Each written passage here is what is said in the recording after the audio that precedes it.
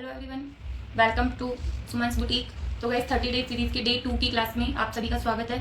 आज का टॉपिक है मेजरमेंट। हमने क्लियर कर लिया था डे 1 में और आज हमारा डे 2 है जिसमें हम लोग मार्किंग करना सीखेंगे। ब्लाउजिंग मैं यहाँ पे आपको बता रही हूँ स्टेप बाय स्टेप, लेकिन इसकी आपको प्रैक्टिस करनी है बाद में वीडियो देखकर, ठीक है। और आप लोग मुझे कमेंट करके भी बताएंगे कि आपको ये वीडियो कैसा लगा और आपको अगर कोई भी दिक्कत आ रही है, इसमें कहीं पे भी कोई प्रॉब्लम आ रही है या कहीं कुछ भी समझ में नहीं आ रहा है, तो गाइस आप मुझे कमेंट करके पूछ सकते हैं। और अगर आपको कुछ और भी पूछना है तो वो भी आप मुझे पूछ सकते हैं, मैं उसका रिप्लाई जरूर दूंगी।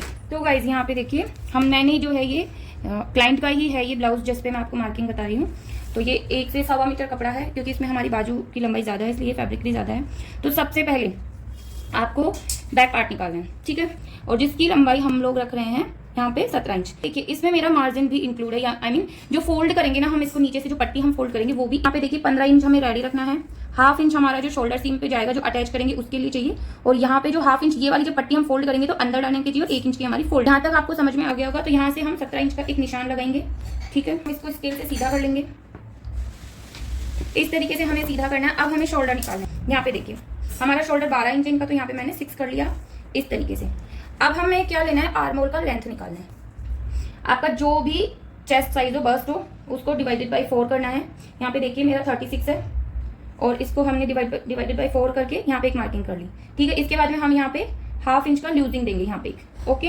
एंड यहाँ से यहाँ पे देखिए गाइस, ये एक समझने वाला पॉइंट है जो कि आपको बहुत अच्छे से ध्यान में देना है। यहाँ से यहाँ तक, अब यहाँ से हमारा एक 1.25 इंच का निशान लगेगा, ठीक है।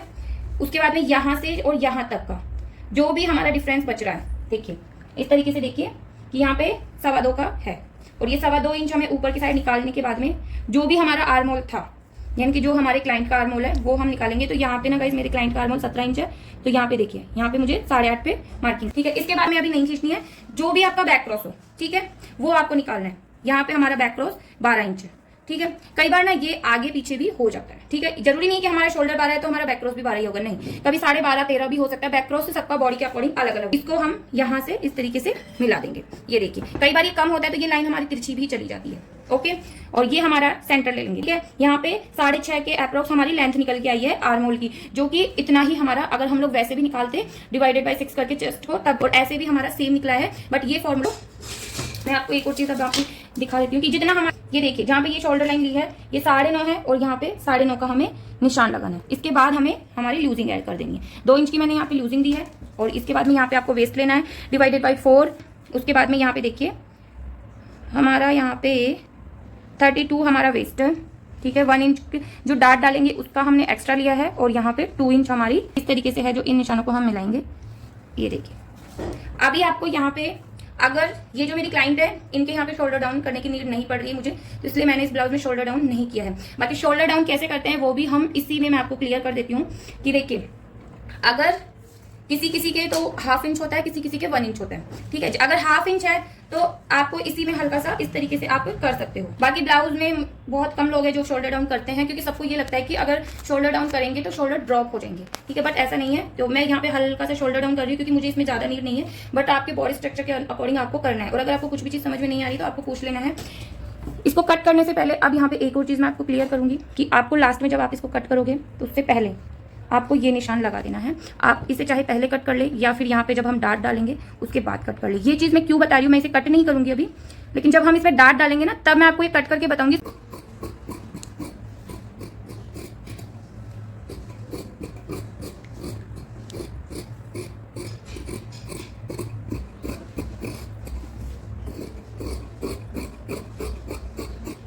ये देखिए इसको हम बाद में कट करेंगे। तो गाइस बैक पार्ट को उठा के हमें यहाँ पे लगा लेना है, ठीक है।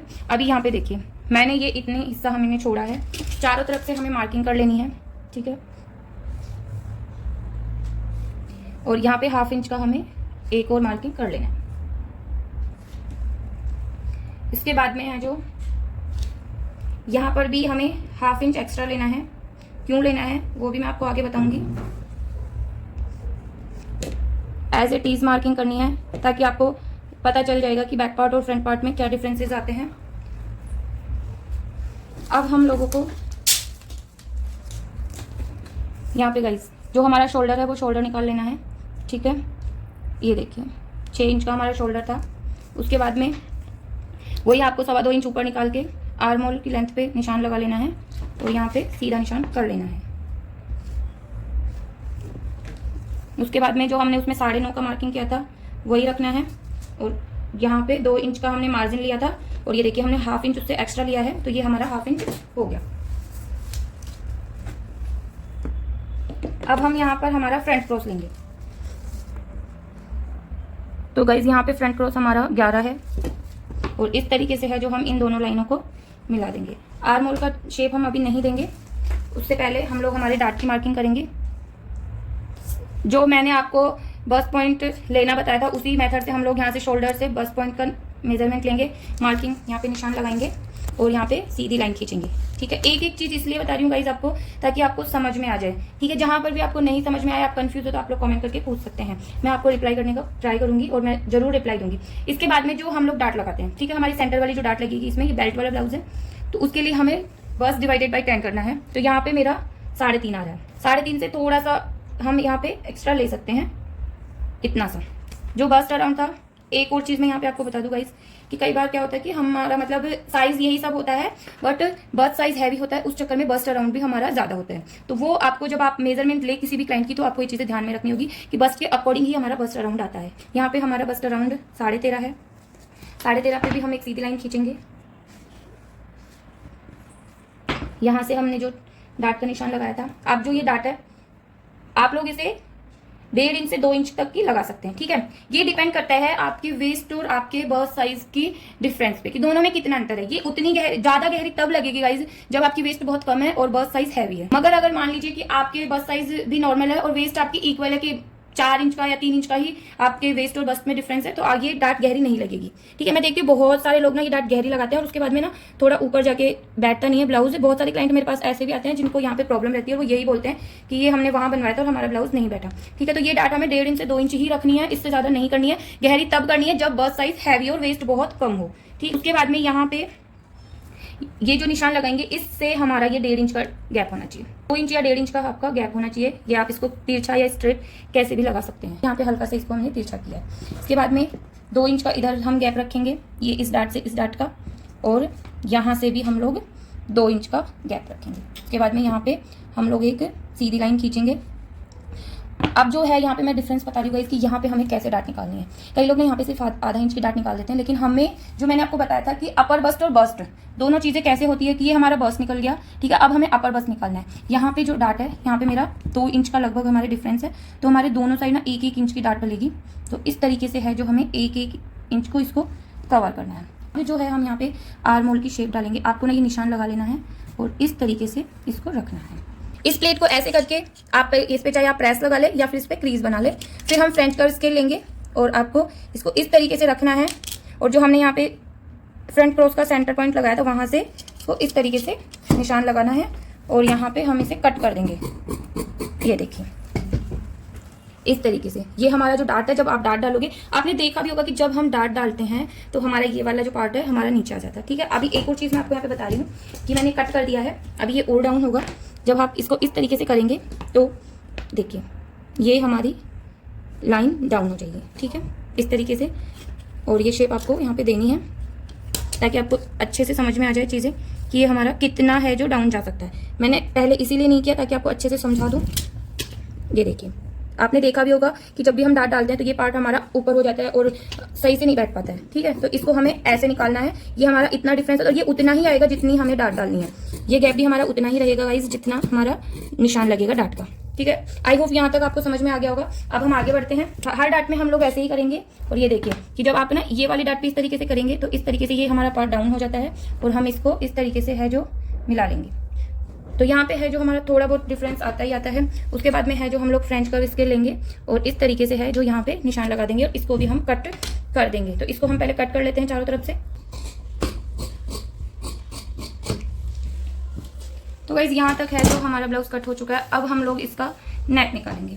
यहाँ पे देखिए गाइज, जितना आपको शोल्डर रखना है उतनी आपको मार्किंग करनी है। उसके बाद हमें बाकी का बचा हुआ नेक में निकाल देना है। तो यहाँ पे मैंने 4.25 इंच का यहाँ पे एक निशान लगाया जिसमें हमारा इतना हमारा इधर स्लीव्स में चला जाएगा, यहाँ पे पाइपिंग में हमारा चला जाएगा और जो बाकी का बचेगा ये देखिए 3 इंच के आसपास है जो हमारा नेक बच जाएगा, जो हमारा रेडी होगा। यहाँ से हम लोग आप लोग जितना चाहे उतना डीप कर सकते हैं। और ये जो स्केल है ना यार बड़े काम का है, इससे ना ईजिली काम हो जाता है, हमें मशक्कत नहीं करनी पड़ती। और इस तरीके से है जो हम लोग इसको कट कर लेंगे। यहाँ से हम लोगों ने इसका नेक भी कट कर दिया है बैक साइड का नेक मैंने कट नहीं किया है, वो मैं तभी करूँगी जब मैं स्टिच करूँगी और उसी वक्त आपको कटिंग करके भी बताऊँगी। तो ये हमारा फ्रंट पार्ट का आगे वाला हिस्सा कट चुका है। अब हम इसमें बेल्ट कट करेंगे। गाइस जब भी बेल्ट कट करेंगे इस तरीके से है जो हमें मार्किंग करनी है। और देखिए ये जो साइड से हमारा जो लंबा वाला आड़ा हिस्सा था ना, उसमें से मैंने बेल्ट निकाली है। ऐसे बेल्ट निकालोगे तो बहुत अच्छी फिटिंग बैठती है बेल्ट की हमारी। यहाँ पे जो प्लेट है मैंने इसको दबाया है ताकि हमारा बेल्ट ज़्यादा एक्स्ट्रा ना लगे। यहाँ पे थोड़ा सा कम है तो उसमें हम लोग यहाँ से कट करके इसको जॉइंट लगाएंगे।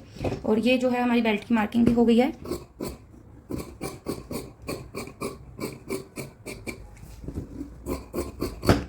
ये हम यहाँ पे जॉइंट लगा देंगे इसमें इस तरीके से। और उसके बाद है जो ये हमारा इस तरीके से यहाँ पे लग जाएगा।